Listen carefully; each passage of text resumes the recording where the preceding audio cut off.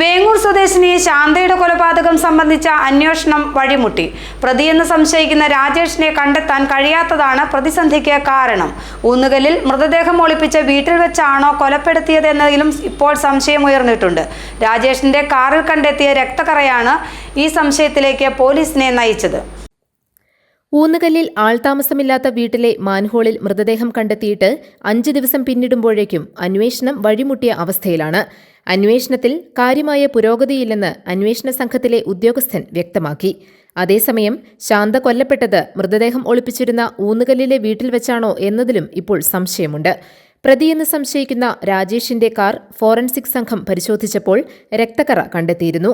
മറ്റെവിടെയെങ്കിലും വച്ച് കൊലപാതകം നടത്തിയ ശേഷം ഒളിപ്പിക്കുന്നതിനായി ഊന്നുകല്ലിലെ വീട്ടിലേക്ക് മൃതദേഹം കൊണ്ടുവന്നപ്പോൾ കാറിൽ വീണതാകും ഈ രക്തം എന്ന സാധ്യതയാണ് പോലീസ് പരിശോധിക്കുന്നത്. അങ്ങനെയെങ്കിൽ കൊലപാതകം നടന്നത് എവിടെ വെച്ചെന്ന് കണ്ടെത്തേണ്ടതായി വരും. ഊന്നുകല്ലിലെ വീട് അല്ലാതെ മറ്റൊരു ഇടം കൂടി കേസിന്റെ ഭാഗമാകും.